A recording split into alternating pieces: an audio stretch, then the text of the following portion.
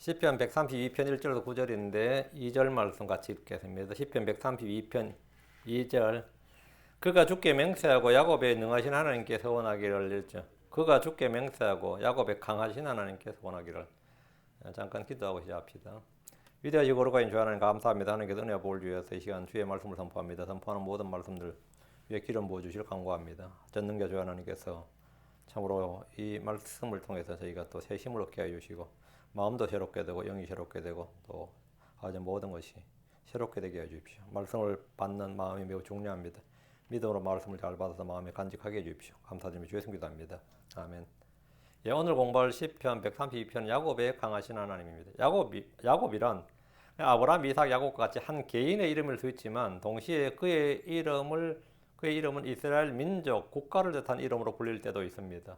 하나님은 야곱의 이름을 이스라엘로 바꿔주셨는데 이후로 성경은 이스라엘을 부를 때 야곱 또는 이스라엘을 사용하셨습니다. 예를 들어서 그러나 오 나의 종 야곱아 내가 택한 이스라엘아 이제 들으라. 오 나의 종 야곱아 내가 택한 이스라엘아 이러죠. 나의 종 야곱 내가 택한 이스라엘 이게 민족이죠.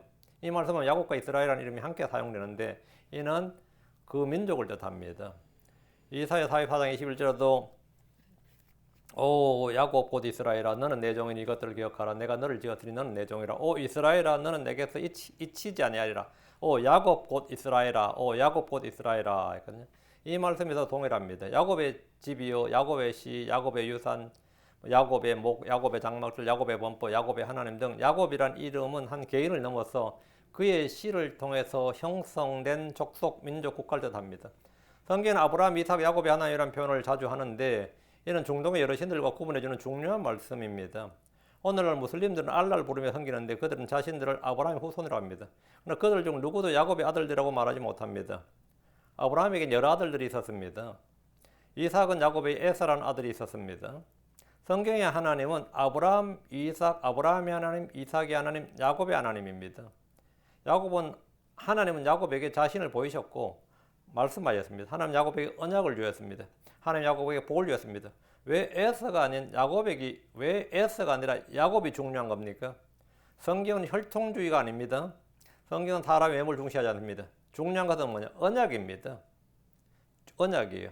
하나님의 뜻과 계획이 어디로 향하고 누구에게 계시되었는가? 이것이 핵심입니다. 하나님의 맹세 언약이 아브라함, 이삭, 야곱을 통해서 주어졌고 이어졌습니다. 메시아가 야곱을 통해서 나옵니다.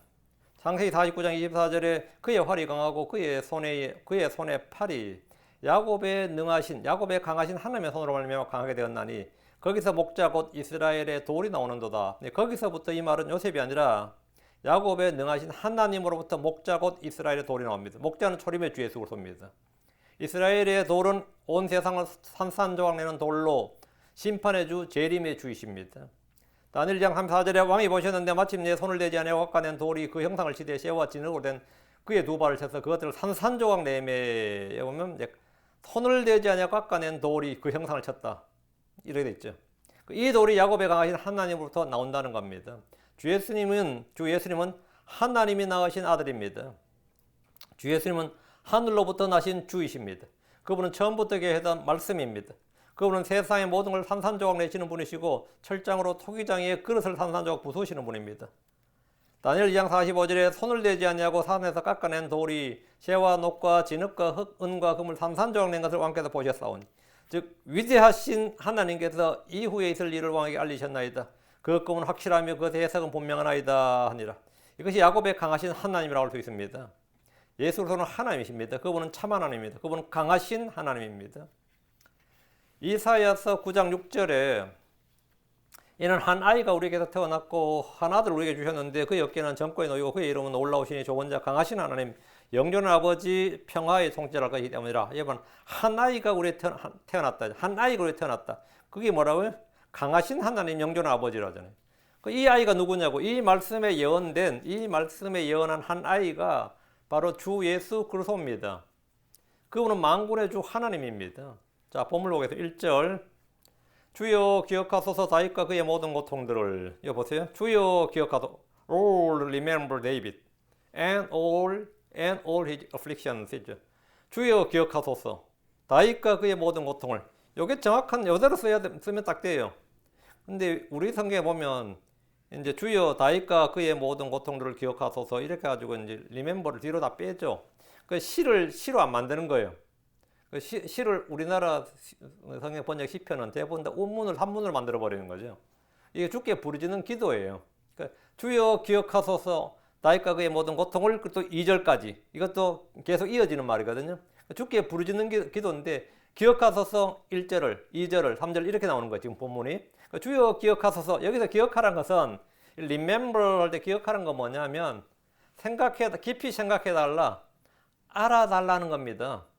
예를 들어서 내 생명이 바람임을 기억하소서 하면 뭐 그걸 기억할 게 뭐 있냐고. 근데 기억하소서 이게 기억하다는 말이 그냥 까먹지 않고 기억한다 그 말이 아니라 성경에서 remember 이 말은 뭐냐면 remember예요. 깊이 생각하다는 말이에요. 내 생명이 바람에 불과함을 생각하고 깊이 생각하고 그 사실을 좀 알아달라는 겁니다. 주의 종들의 치욕을 기억하소서 이렇게 기도하면 그게 뭐예요? 우리의 치욕을 봐달라, 깊이 생각해달라, 좀 고려해달라 이런 말이죠. 우리의 처지를 생각해달라, 보살펴달라, 신경 써달라, 알아달라 이게 뭐냐면 기억하소서입니다. 이와 반대말이 뭐죠? forget it 그러죠. 잊어버려 이 말이면 잊어버려 말은 까먹다 잊어버려 그 말이 아니고 생각하지 마라. 우리가 뭐 이야기하다 forget이란 뭐죠? 무시해버려. 신경 쓰지 마 이 말이거든요. 그게 뭐냐? 생각하지 마라. 무시해달라는 말입니다. 성경에서 주를 잊은 민족들 이렇게 할 때 주를 잊은 민족들 이전이 있죠. 이전이 뭐냐면 주를 생각하지 않는 민족들, 주를 무시하는 민족들, 주를 신경 쓰지 않는, 주를 알지 못하는 민족들 이 말이에요. 주를 잊은 민족들은 지옥으로 돌아간다 이러면 주를 잊었다. 알다가 잊었다 이 말이 아니라 주를 무시하는, 알지 못하는, 알려하지 않는, 신경 쓰지 주님에 대해서는 그건 신경 쓰지 않는, 주 하나님에 대해서 전혀 신경을 쓰지 않는 민족들 이 말이 주를 잊은 민족들 이 말입니다. 하나님 잊은 사람들 할 때도 마찬가지고 잊었다는 말이 그런 뜻이에요. 주여 기억하소서 다윗과 그의 모든 고통들을 우리말 성경의 시편에는 시를 운문이 아니라 산문으로 번역해버린 경향이 굉장히 강합니다. 그래서 앞에 두어야 할 동사를 일반 평사문처럼 맨 끝으로 돌려버리는데 본문은 주께서 다윗과 그의 모든 고통을 생각해 주시고 신경 써주시고 보살펴 달라는 애절함을 담은 간구입니다. 나와 나의 모든 사정과 고통과 짐과 염려 일들을 주께서 잊지 말아 주시고 무시하지 말아 달라는 거. 좀 신경을 좀 써달라. 좀 깊이 생각해 주시고 고려해 달라는 겁니다. 이건 우리가 늘 할 수 있는 뭐다? 기도죠. 우리가 늘 할 수 있는 기도예요. 욥기 5장 8절에 나는 하나님께 구하겠고 내 사정을 하나님께 맡기리라. 나는 하나님께 구하겠고 내 사정을 하나님께 맡기리라. 주께 나의 사정을 밝히고 아뢰고 맡기는 이런 성도들의 의무의 특권입니다. 성경은 아무것도 염려하지 말고 오직 모든 일에서 기도와 간구로 너희가 요청할 것들을 감사하도록 하나님께 알리라. 이것이 우리가 할 일입니다. 믿고 맡기는 것, 아뢰는 것, 구하는 것, 알리는 것은 우리가 할 일이고 그것을 들으시고 해결하시는 분은 주 하나님이십니다. 이 구절에서 주목할 것은 다윗과 그의 모든 고통이란 말입니다. 다윗은 의로운 사람이었고 주께서 기뻐하시는 사람이었습니다. 그러나 그의 삶은 고통으로 가득했습니다. 욥은 의로운 사람이었습니다. 그러나 그는 고난의 대표격인 사람입니다. 바울은 고통으로 가득한 삶을 살았습니다. 우리는 모두 고난으로 부르심을 받은 자들입니다. 주의 뜻대로 살고자 하는 자들에게 고난과 핍박은 피할 수 없는 겁니다. 주께서 우리의 행위와 사랑의 수고와 성도를 섬기는 것과 또 섬기고 있는 것을 잊지 않습니다. 2절 어떻게 그가 주께 맹세하고 야곱에 강하신 하나님께 서원하였는가를 이걸 잊지 말아달라는 겁니다. 1절 잊지 마소서 할 때 잊지 말라고 1절, 2절 이어진 거죠. 어떻게 그가 주께 맹세하고 야곱에 강하신 하나님께 서원하였는가를 잊지 말아주소서 이 말이죠. 주께 기억해달라는 것이 다윗과 그의 고통만이 아닙니다. 다윗이 어떻게 주께 맹세했는지 야곱에 강하신 하나님께 서원했는가를 기억해달라는 겁니다. 다윗은 주께 맹세한 것이 여러 번 나옵니다. 성경에 여러 번 나옵니다. 다윗은 요나단에게도 맹세했고 사울에게도 맹세했고 심지어 원수인 시므온에게도 그를 죽이지 않겠다고 주의 이름으로 맹세했습니다. 다윗은 맹세를 굉장히 자주 한 사람이에요.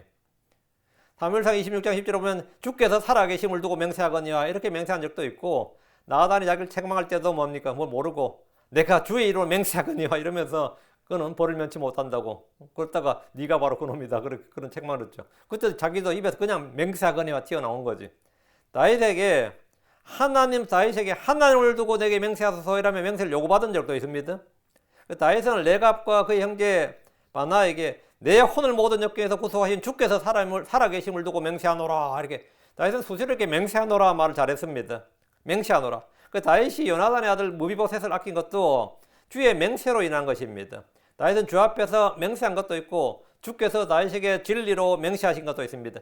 주님은 우리가 주 앞에서 한 약속, 서원뿐 아니라 불평하는 말까지 모두 들으시는 분입니다. 하나님은 다윗이 어떻게 무엇을 맹세하셨는가를 다 기억하십니다.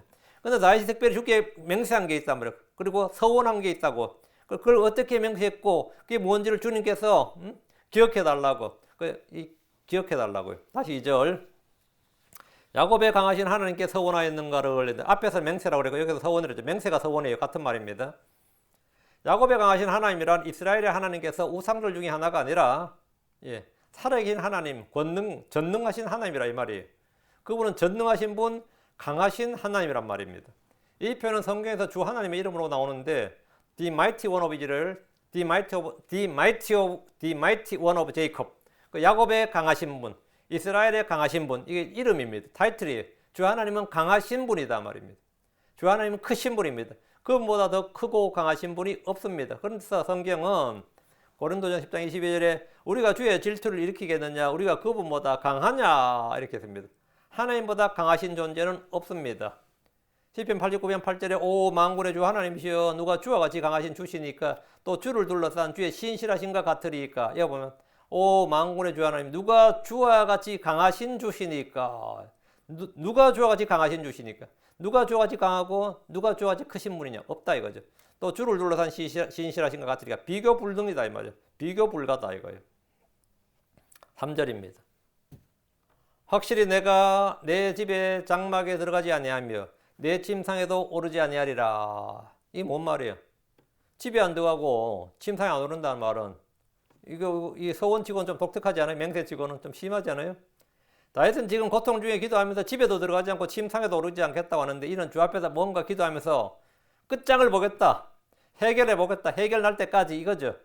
확실히 내가 내 집에 들어가지 아니하며 내 집에 장막에 들어가지 아니하며 근데 그는 자기 집으로 가는 대신에 주의 집으로 갔던 겁니다. 이는 요즘 어려움에 처한 성도들이 집에 안 가고 기도원으로 가거나 교회로 가서 기도하는 것과 비슷합니다. 어떤 사람은 금식 기도원으로 가고요. 어떤 사람은 산으로 가고 막 그러죠. 집으로 가지 않고 집회가 열리는 곳으로 가거나 주의 임재를 체험할 만한 곳을 찾는 성도들도 있습니다. 그럼 맨날 부흥회 따라다니는 성도 이런 말이 있어요. 어디 뜨거운 부흥회 없나 이렇게 부흥회 쫓아다니는 성도들도 있거든요. 어디에 유명 강사가 온다더라. 어디에 그게 뭐 지금 뜨거운 집회가 열린다더라. 그 가서 나는 불 받겠다면서 한국교회 뭐 이런 사람도 있거든요. 근데 다윗은 지금 확실히 내가 내 집에 장막에 들어가지 아니하며 했는데 어딘가로 간다. 이건 뭐냐? 주 앞으로 간다 이거죠. 오늘 성도들은 주의 임재를 체험할 만한 곳을 찾는데 뭐 산으로 가거나 금식하는 곳으로 가는 이들이 있습니다. 다윗은 지금 집으로 들어가서 먹고 자고 쉴 수 있는 그런 상황이 아니었습니다. 이는 그의 삶의 고통이 크고 무거웠기 때문입니다. 내 침상에도 오르지 아니하리라. 이 말은 뭐지? 이건 잠을 자지 않겠다는 것인데 철야 기도를 하거나 성전에서 기도하다 엎드려 자는 그런 상황입니다. 여러분도 이런 경험이 있을 겁니다. 다윗은 침상으로 올라가서 자기 몸을 이불로 덮는 것보다 밖에서 주 앞에 엎드려 기도하는 걸 택했는데 이는 그가 겪는 고통의 크기를 능히 짐작하게 해줍니다. 이런 이제 몸이 많이 상합니다. 이렇게 기도하고 나면 뭐 해결돼도 몸은 많이 상해요. 어떤 목사님은 교회가 어려워지자 근데 산으로 가서 40일 금식 기도를 하셨습니다. 그거 하고 나면 몸이 휙 갑니다. 뭐 그렇게 해서 뭐 해결돼도 몸이 휙 가요. 근데 어쨌든 그렇게 기도를 해요. 주님께 문제를 해결을 해달라고 맡기면서 자기 목숨을 거는 겁니다. 다소 무모하고 황당해 보이지만 이런 예는 사실 사람들에게 많이 있습니다. 어차피 죽을 거 기도하다 죽으면 순교 아니냐 이래가지고 금식하다 죽으면 순교 아니냐 해가지고 이렇게 해서 가는 분도 있고 이스라엘도 민족적 위기에 놓이면 온 국민에게 금식을 선포하고 함께 기도했습니다.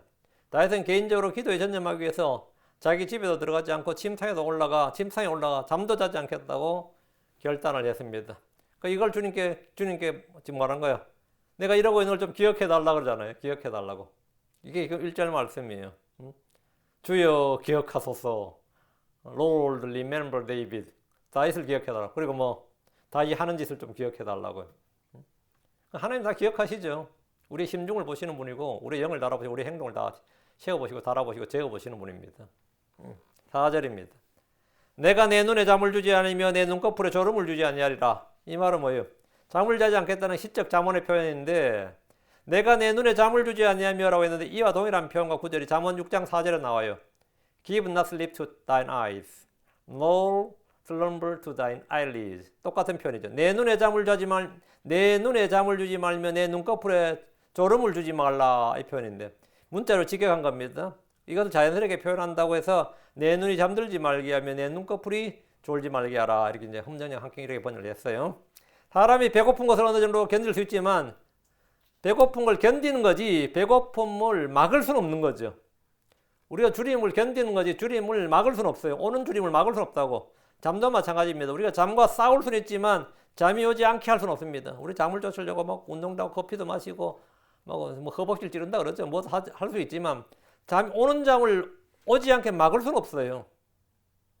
어떤 일로 이제 사람이 혼이 너무 긴장하거나 흥분하거나 또는 예민해질 때 잠이 오지 않는 경험을 한 사람들이 많이 있을 겁니다. 혼이 몸에 미치는 영향 중 하나가 몸의 기본 욕구를 제한하는 겁니다. 먹어야 할 때 먹지를 못하고 자야 할 때 잠을 자지 못하는 것이 그런 현상 중에 하나입니다. 다인 역시 지금 고통으로 잠을 자지 못하는 상태입니다. 이것이 병이 되면 불면증이 되고 수면제를 비롯한 약물 처방을 받아야 됩니다. 목사님들 중에도 약물이 없으면 잠을 자지 못하는 이들이 꽤 많이 있습니다. 모든 일과 사정과 염려를 주께 맡기고 평안히 안식하지 못하면 몸에도 탈이 나게 마련입니다. 다윗은 왜 잠을 자지 못하는 겁니까? 자기 자신의 문제보다 영적인 문제, 즉 하나님과의 문제가 있었습니다. 이는 5절을 통해 분명히 알 수 있습니다. 자, 5절 보죠. 내가 주를 위한 장소고 야곱의 강하신 하나님을 위한 한 처소를 발견할 때까지 그리하리라. 지금 다윗이 자기 집안 문제나 개인 문제가 아니었어요. 내가 주를 위한 장소고 야곱의 강하신 하나님을 위한 한 처소를 발견할 때까지 그리하리라. 다윗이 꿈이 뭐죠? 성전 건축이었어요. 어디다 성전을 건축하고 어떻게 성전을 건축할까? 이 문제를 지금 해결받는 거예요. 해결받을 때까지 집에도 들어가지 않고 침상에 오르지도 않겠다잖아요. 이 주의 집, 주의 성전에 대한 열망이 다시 얼마나 컸는지 알겠죠? 이 주를 사모함이 어느 정도였는지를 지금 이 5절이 보여주는 거예요. 여기서 다윗의 열망과 서원과 명세가 무엇인지를 볼 수 있는데 주를 위한 처소를 마련하는 겁니다. 우리는 지금 이제 가나안 땅에 들어와서 각자 집도 짓고 다윗은 왕궁도 짓고 이렇게 해서 자기는 장막에 있죠. 안식의 장소가 있는데 이 주님은 뭐죠? 아직도 성막에 있는 거예요. 그러니까 주님의 성막은 뭐죠? 레위 자손들이 옮겨 다니고 이렇게 아예 주님만 안식의 처소가 없는 거예요. 그러니까 우리는 지금 다 안식의 처소, 우리 백성들은 이제 안식의 장소에 안식할 처소를 얻었는데 이 주님만 지금 처소가 마련되지 않았다. 그러니까 주님께 안식의 처소를 마련해야 된다. 그럼 뭐가 되는 거죠? 레위 자손들이 더 이상 이제 성막을 옮겨 다닐 필요 없게 되는 거죠. 주님을 위한 안식의 처소, 한마디로 말 성전을 건축하겠다 이거예요. 다윗이 왕이 되기 전에 이스라엘은 언약궤를 블레셋에 빼앗긴 역사가 있습니다. 그 다윗이 왕이 됐을 때도 이 언약궤를 못 찾아왔어요. 이거 황당한 거죠. 지금 하나님의 집이 지금 말이 아닌 거예요. 언약궤가 없어 지금 언약궤가. 그럼 언약궤를 가져간 블레셋이 주께서 지시는 재앙으로 얼른 언약궤를 돌려줬는데 언약궤를 돌려줬는데 그게 어디가 있어요? 사무엘상 6장 21절에 블레셋 사람들이 주에게를 도로 가져왔으니 너희는 내려와서 그것을 너희에게로 가져가라. 이때부터 주의 언약궤가 기럇여아림에 아미나답의 집에 두었습니다. 사울로 왕은 아히야에게 하나님의 궤를 이리로 가져오라 했는데 하나님의 궤가 이스라엘 자손과 함께 있었습니다. 그러나 사울 왕은 자신의 제위 40년 동안 이 제위기간 40년 동안 언약궤를 둘 주의 장막을 건축하거나 집을 세우지 않았습니다. 그래서 다윗은 이 궤를 예루살렘으로 가져오려고 했습니다. 그런 궤를 옮기는 일을 해야 될 사람이 이제 레위 사람들인데 그 레위 사람을 보내지 않고 그 궤를 옮겨오려니까 수레를 보내가지고 소달구지를 보낸 거예요 한마디로. 그 수레에 실어서 나르고자 했습니다. 이 율법이 좀 무지했던 거예요. 이 일은 아미나답의 아들인 이제 우사와 아이오가 맡았습니다. 그 아이오는 소를 끌으니까 앞에 있었고 우사는 뒤에 있었어요. 그리고 이때 우사가 흔들리는 언약궤를 손으로 잡았다가 즉사한 일이 있었습니다. 그러니까 다윗은 이 일로 큰 두려움에 빠져서 언약궤를 자신에게로 가져오지 못하고 방향을 틀어서 가드 사람 오벳에돔의 집으로 언약궤를 가져갔습니다. 이 궤는 오벳에돔의 집에서 석 달 동안 있었는데 주께서 오벳에돔과 그의 집에 이제 큰 복을 그의 온 집안에 큰 복을 주었습니다. 이 소식에 다윗은 언약궤를 만지는 것이 문제가 아니라 언약궤를 우리가 잘못 가져와서 문제였구나 이걸 알고 다시 언약궤를 이제 다윗의 도시 예루살렘으로 옮긴 거죠. 이제 가져왔어요. 본문이 말한 주를 위한 한 장소를 이 말은 주를 위한 한 장소 있죠. 하나님을 위한 한 처소, 주를 위한 한 장소, 이게 뭐냐면 언약궤를 둘 장소, 성전을 지을 한 장소, 이걸 말한 거죠. 근데 어떤 사람은 이제 주의 집, 주의 성전 건축을 위한 것을 해석하는데, 그렇게 되면 이제 다시 뭐 주의 집을 건축할 때까지, 주의 성전 건축할 때까지 뭐 예를 들어 잠 안 잔다 그러면 다시 죽죠. 그건 이제 굶어 죽거나 잠을 자지 못할 겁니다. 이거는 이제 언약궤를 둘 장소를 먼저 말한 건데, 다윗은 주를 위한 장소, 야곱의 강하신 하나님을 위한 처소를 발견할 때까지 잠을 자지 않고 주 앞에서 기도하며 자기 집에도 들어가지 않기로 했는데, 이것도 적지 않은 시간이 걸렸습니다. 다윗은 사실 이때 상당히 몸이 많이 상했을 겁니다. 우리가 영적으로 어떤 일을 투쟁하다 보면 실제로 몸이 많이 상합니다. 다윗이 몇 달 동안 잠을 자지 않았다고 보이진 않습니다. 다만 그가 이 일을 위해서 얼마나 신경을 쓰고 노심초사하며 기도했는지는 충분히 짐작할 수 있습니다. 다윗이 주의 언약궤를 둘 장소, 주의 장막을 지을 장소로 시온산을 택했습니다. 이것은 시편 78편 68절 69절을 확실히 볼 수 있습니다. 다윗은 주의 집을 지을 수는 없었지만 그 장소와 건축 방법이나 재료 등에 대해서는 주님으로부터 충분히 계시를 받았습니다. 솔로몬은 다윗이 주께 받은 계시에 따라 성전을 건축했습니다. 다윗은 아들 솔로몬에게 주께 받은 설계도를 주었습니다. 다윗은 주를 위한 장소, 야곱의 강하신 하나님을 위한 처소를 발견할 때까지 집에도 들어가지 않고 침상에도 오르지 않고 잠도 자지 않겠다고 했는데, 주님은 그런 그의 마음을 보셨습니다. 다윗은 하나님의 마음에 딱 맞는 사람, 우리가 하나님의 마음에 합한 사람, 이렇게 오랫동안 들은 그 말이에요. 딱 하나님의 마음에 딱 맞는 사람, 하나님 기뻐하시는 사람이었다. 그 다윗은 우리아의 사건 외에 주 앞에서 완전하였고 흠이 없었습니다. 그는 주의 복을 사랑했고 전심으로 지켰습니다. 그는 주의 집을 향한 열심히 믿었습니다. 우리는 이런 다윗을 통해서 진리의 기둥과 터전인 교회를 향한 사랑, 하나님의 집인 교회에 대한 사랑을 불태울 수 있도록 해야 됩니다. 주의 성소와 성전에 대한 구약 성도들의 진심 사랑을 보면서 우리 역시 주의 몸된 교회를 향한 사랑을 보여줄 수 있어야 됩니다. 지금 많은 크리스천들이 주를 사랑한다고 하면서 교회를 멸시합니다. 지역교회의 소중함을 전혀 모르는 성도들이 매우 많습니다. 교회는 구약의 성전보다 더 귀하고 거룩한 겁니다. 구약의 회중들이 이스라엘이라면 신약의 회중들이 교회입니다. 하나님께서 이스라엘을 늘 집합적으로 내종 야곱, 내종 이스라엘 이렇게 이스라엘을 집합적으로 다뤘다면, 신약은 항상 하나님께서 교회를 집합적으로 다룹니다. 이 교회를 세우는 일에 뛰어나길 구하라. 우리는 교회를 세우는 일에 뛰어나길 구하라. 이 교회, 이건 주의 명령입니다. 교회는 그냥 종교단체나 교단이나 조직이 아닙니다. 교회는 그런 게 아니에요. 성경에 보면 교회의 마을, 교회의 마을 이런 게 있죠. 교회의 말을 듣지 않거든. 교회가 인격체로 부여되어 있다고. 교회의 말, 교회의 귀에, 이게 교회의 귀, 교회의 말이 있고 교회의 귀가 있어요. 교회가 뭐다? 인격체로 되어 있다고. 교회의 장로들, 교회의 종, 교회의 감독, 교회의 머리, 교회의 사역자, 교회의 천사들, 전부 뭡니까? 이런 것들을 통해서 교회는 주 하나님이신 예수 그리스도와, 그 교회의 머리가 예수죠. 교회 천사가 있다. 교회 장로가 있죠. 교회 종, 자, 교회 일꾼. 그럼 교회의 머리부터 시작해서 교회의 머리, 교회 천사, 교회 장로, 교회 일꾼, 교회 종, 뭐 교회 귀, 이런 뭐 위로는 예수님으로부터, 예수 그리스도로부터 그분의 천사들, 그분의 성도들이 다 연결되어 있는 게 뭐다? 교회란 조직입니다. 이게 교회예요. 우리가 교회를 얼마나 소중히 하게 되냐? 하나님의 진리의 기둥과 터전이다 말이지. 진리의 기둥과 터전이라고요. 하나님의 교회를 업신여기거나 멸시하는 일이 없도록 하십시오. 교회는 그분의 몸입니다. 교회는 그분의 몸이에요. 교회를 그냥 어떤 인간들은 자기 직장으로 생각하는 사람도 있죠. 교회를 자기 직장으로 생각해요. 이제 은퇴할 때쯤 돼가지고 노후에 교회 목사 되면 어떻게 되죠? 특히 침례교 목사 되면 정년이 없다고 이게. 이만한 직장이 없는 거지. 작은 교회라도 어차피 뭐 은퇴해가지고 뭐 은퇴연금 받고 뭐 하면 생활되는데, 교회까지 하나 해서 교회에서 얼마라도 지원받으면 그보다 더 좋은 뭐 꿀잡이 없는 거예요. 지금 이 킹제임스 성경 쓰는 교회 목사들 중에서 그런 사람 수두룩합니다. 은퇴 후에 노후 직장이 교회예요. 그런 교회 내가 탐욕을 부리지 말라 그랬다고 지금 아까 길길이 막 거품 무는 사람도 있어요. 거품 무는 사람이 있어. 지가 월급을 달란 말 하니까 쪽팔리니까 자기 후임을 위해서 달래. 안수도 안 받은 목사가 후임 걱정을 왜 해? 응? 아니 시작도 안 한 목사가 지 후임 걱정을 왜 하냐고. 진짜 필요하면 자기가 달라고 그러면 되지. 뭐 그렇게 해. 비굴하게 시리. 내 후임을 위해서, 내 후임을 위해서. 별의별 인간이 다 있지. 참, 나는 이 바닥이 진짜 황당한 바닥이긴 하지만, 별별 인간이 다 있다는 걸 진짜 절감해요. 시작도 안 한 놈이 후임 타령을 하고 있어. 걔 후임 타령. 아마 그 후임은 자기 아들 아니면 사이일 거야. 그죠? 교회는 그의 몸입니다. 이런 게 바로 교회를 멸시하는 일이에요. 교회를 업신여기는 것이고. 교회의 종, 교회 감독이라는 게 뭐예요?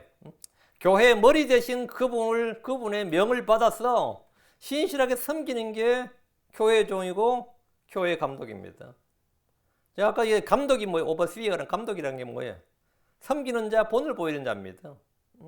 한 명 한 명 때 한 명 한 명을 다 보면 다 무시하지 않고 다 내려다보면서 멀리서 보면서 독수리처럼 위에서 내려다보면서 누가 길을 일탈했는지 누가 넘어졌는지 누가 쓰러졌는지를 보면서 전부 다 이끌고 도와주고 나르고 이렇게 하는 게 그냥 그게 내려다보는 자, 그게 감독이에요.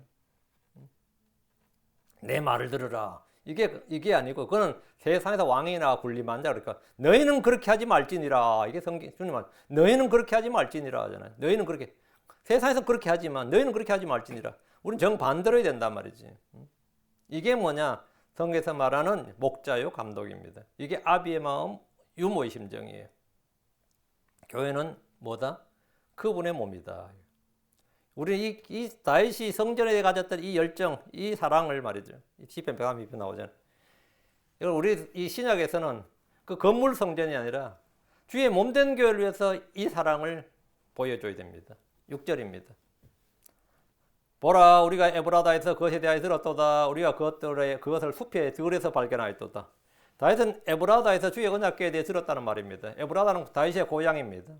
베들레헴 에브라다는 우리 주께서 태어나신 곳입니다. 다윗은 그의 고향에서 주의 법궤에 대한 이야기를 들었을 겁니다. 언약궤를 빼앗긴 일은 사무엘의 어린 시절 엘리가 죽던 해에 블레셋과의 전쟁에서 있었던 일입니다. 빼앗긴 언약궤가 이 예루살렘으로 돌아오는데 얼마 걸린 것 같아요? 오랜 세월이 흘렸죠. 언약궤는 아벡 전투에서 뺏겨서 7개월간 블레셋에 있었죠. 그래서 이제 기럇 야림으로 옮겨진 지 20년 후에 미스바 전투가 발생했습니다. 이후 사울왕에게 기름 붓기까지 약 32년, 사울왕 통치 40년, 다윗이 헤브론에서 통치한 7년 6개월, 오벳 에돔의 집에서 3개월을 거쳐서 총 기간이 100년 4개월 만에 기럇 야림에서 100년 4개월 만에 돌아온 거죠. 기럇 야림에서 99년 9개월 만에 예루살렘으로 돌아왔습니다. 우리가 그것을 숲의 들에서 발견하였도다. 이 말은 기럇 야림에 있던 언약궤를 말한 겁니다. 숲의 들에서 이 말은 기럇 야림의 어떤 특정 지역에 있던 언약궤 위치를 말한 것으로 다윗은 일찍이 언약궤가 있는 곳을 탐문하고 가보았고 그 장소를 확인했다는 겁니다. 그는 훗날 왕이 된 후에 이것을 예루살렘으로 옮겨왔습니다. 사울 왕은 40년이나 왕을 지냈지만 이 일에 별로 관심이 없었고 다윗은 헤브론에서 왕할 때는 전쟁을 하느라고 이 일을 못했습니다. 그래서 이제 전국이 안정이 되고 예루살렘에서 이제 왕으로 잘 잡았을 때 다윗의 관심은 언제나 주와 그분의 말씀이었습니다. 사울 왕은 백성들의 지지와 인기를 힘입어서 왕이 된 사람이었죠. 사울 왕은 기본적으로 어쨌든 백성들의 지지와 인기를 힘입어서 왕이 된 사람이고 백성들이 지목한 사람이었어요. 다윗은 주 하나님의 택하심으로 왕이 된 사람입니다. 이 둘은 인본주의를 바탕으로 한 신자와 신본주의를 바탕으로 한 신자의 차이를 보여줍니다. 내가 목자가 되는 것도 마찬가지입니다. 목자가 되는 것도 이 사람들의 지지와 인기를 힘입어서 목사가 된 사람하고 하나님의 부르심을 힘입어서 목자가 된 사람, 그건 뭐냐? 인본주의와 신본주의의 차이예요. 제가 하고 싶어도 성도들 때문에 안 돼요 하는 사람 있죠. 사람들 때문에 안 된다는 사람 있죠. 이거 인본주의고 나 하나님의 말씀이면 된다. 이게 뭐죠? 신본주의라고. 그 목사도 사울 같은 목사가 있고 다윗 같은 목사가 있어요. 그 인본주의와 신본주의의 차이예요. 7절입니다. 우리가 그분의 장막들로 들어가리라. 우리가 그분의 발받침에서 경배하리라. 우리가 그분의 장막들로 들어가리라. 이건 뭐죠? 주의 처소, 주의 장막을 말합니다. 주의 성막. 그분의 발받침은 주의 언약궤를 말합니다. 역대상 28장 2절에 그때 다윗 왕이 자기 발로 일어서서 이르되 내 형제들아 내 백성들아 내 말을 들어라. 나로 말하건대 내가 주의 언약궤와 우리 하나님의 발받침을 둘 안식의 집을 건축할 마음이 있어서 건축을 위하여 예비하였도다. 이게 뭐예요? 내가 주의 언약궤와 우리 하나님의 발받침을 둘 안식의 집. 주의 성전은 뭐란 거죠? 언약궤를 둘 곳, 즉 하나님의 발받침을 둘 안식의 집 이렇게 말했다고. 여기서 우리는 주의 언약궤와 우리 하나님의 발받침을 둘 안식의 집이라는 말을 볼 수 있는데 주님의 언약궤 위, 그 주님의 언약궤 위가 이제 그룹들 사이에 주님이 거기 거하셨기 때문에 그 궤를 언약궤 즉 발받침, 그분의 발받침이라고 한 겁니다. 다윗은 그곳에서 주를 경배하겠다고 하는데 주님을 경배하는 것이 우리의 존재 이유고 사실 우리의 존재 목적입니다. 우리 존재 목적이에요. 8절입니다. 일어나소서 주여, 주는 당신의 능력의 개와 함께 당신의 안식처로 들어가소서. 일어나소서 주여. 다윗은 자신의 마음과 계획과 뜻이 있지만 이 일을 이루시는 분은 누구다? 이 일을 이루시는 분은 주 하나님이심을 알고 주께 기도하는 겁니다. 주께서 일하시고 주께서 이 일을 이루어 주시라는 겁니다. 지금 주는 당신의 능력의 궤와 함께 있는데 능력의 궤, 힘의 궤, 이 언약궤를 말하죠. 당신의 안식처로 들어가소서. 이 말은 이제 더 이상 이것저것 떠돌지 말고, 그렇죠, 실로 있다가 블레셋에 갔다가 기럇 야림 갔다가 오베데돔의 집에 있다가 이렇게 떠돌지 말고 이제 한 안식처로 이제 움직이지 않는 영구한 처소로 들어가라 이 말이죠. 주의 장막 주의 전에 거하시라는 겁니다. 사실 이 땅에 주님이 거할 집은 없습니다. 사실 그렇죠. 이 땅이 주님이 온 우주를 가득 채우시는 분인데 내가 거할 집이 어디 있겠느냐. 하나님은 사람이 손으로 만든 집에 전에 거하지 않는다잖아요.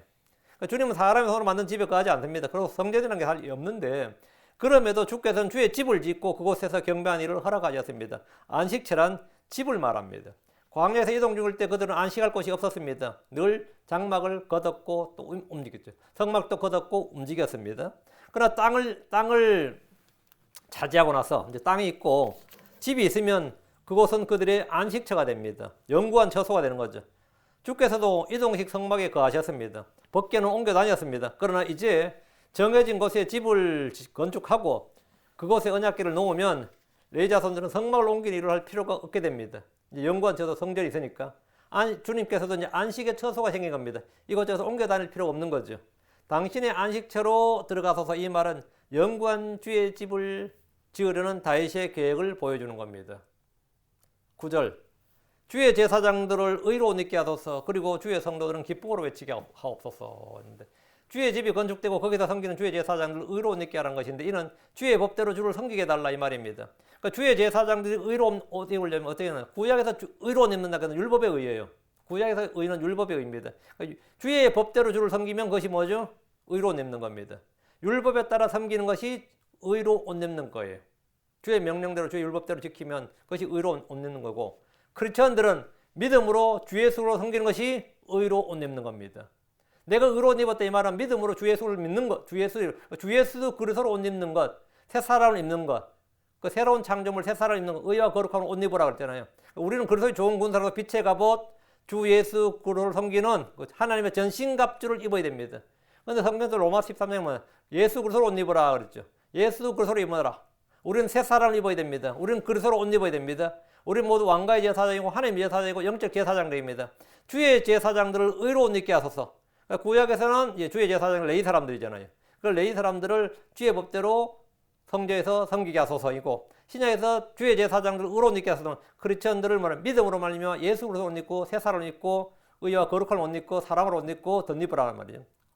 옷 입고 빛의 갑을 입고 하나님의 전신갑주를 입으라 이 말이죠. 또 겸손으로 입으라 이게 전부 다 같은 건데 우리는 그리스도로 옷 입어야 된다고. 우리는 그리스도로 입어야 돼. 그리스도로 옷 입는다는 것은 뭐냐? 이 옷을 보면 제가 이 옷을 딱 하니까 누가 야 한국 가서 옷 하나 빼입으셨네 이러다가 옷 하나 딱 보이는 게 뭐죠? 제가 맨날 입는 옷이 딱 정해져 거의 설교가 딱 정해져 있거든요. 항상 두 개야 두 개. 거의. 근데 이제 갑자기 다른 거 옷을 입었다. 그럼 옷을 입었다. 옷은 딱 보이는 거잖아요. 성도들이 그리스도로 옷 입으면 성도를 딱 봤을 때 사람들이 뭘 봐야 된다는 거죠? 예수를 봐야 된다고. 저 사람은 한복 입었네, 양복 입었네, 뭐 입었네 보이잖아요. 여름 옷 입었네, 아니 야한 옷 입었네. 다 옷을 입었다는 것은 뭐죠? 그 옷을 통해서 그 사람을 보는 거죠. 그 옷은 보이잖아요. 우리가 그리스도로 옷 입어라 이 말은 뭐냐? 그리스도를 보이게 하라 이 말이에요. 우리 속에 있는 그리스도를 너희가 뭐하라? 표현하라, 표출하라, 발현하라 뭐라 해야 되나? 월크아웃하라고요. 너희들 밖으로 그것을 뭐라? 드러내라고. 그럼 뭘로 어떻게 드러냅니까? 예, 믿음의 행위로 드러내라고. 사랑의 수고로 드러내라고. 절제를 보여주라잖아. 너희 절제를 보여주고 인내를 보여주고 뭘 성례 열매를 보여주고 하여튼 빛으로 보여주고 나타내 보여주는 것. 그게 뭐냐? 옷 입으라고요. 그 의로 옷 입어라 이 말은 주 예수님 옷 입는 것인데 주의 제사장들 의로 옷 입게 하소서. 우리 모두 하나님의 제사장들입니다. 영적 시작물들은 영적 제사장들이에요. 그리스도의 제사장들입니다. 왕가의 제사장들입니다. 자, 우리는 제사장들이에요. 그럼 제사장들로서 우리는 뭘 보여줘야 됩니까? 그리스도로 옷 입으라고. 그리스도가 하나님 의단 말이죠. 그 옷 입고 그 그리스도를 드러내 보이라고. 우리는 그리스도의 서신들입니다. 누구나 읽고 아는 바가 되어야 됩니다. 우리는 세상에서 당연히 본이 되어야 되고 빛이 되어야 되고 소금이 되어야 됩니다. 우리는 빛의 자녀들입니다. 보여줘야 됩니다. 보여줄 수 있어야 됩니다. 그렇지 않으면 예수 그리스도가 우리로 인하여 뭐가 된다? 욕을 먹습니다. 모독을 받아요. 저 예수쟁이들 말만 예수 예수하면서 예수님 가르침하고 전혀 예수가 그렇게 가르치더냐? 오히려 이렇게 세상 사람들이 오히려 비난해요. 예수가 너희들은 예수를 그렇게 믿냐? 너희들이 예수를 그렇게 믿냐? 예수가 그렇게 가르쳤냐? 이런다고. 불신자한테 책망받는 교회를 한번 생각해 보세요. 상상해 가세요. 불신자한테 책망받는 교회. 교회가 부패하다, 교회가 더럽다, 교회가 어따다, 교회가 어따다. 지금 세상에 욕을 먹고 있습니다. 왜? 의로 옷 입지 않았기 때문에. 의가 없는 신앙이란 것은 그냥 타락한 부패한 종교인들일 뿐입니다. 의가 없을 때는 언제나 그래요. 의는 모든 것에 뿌리라 그랬죠.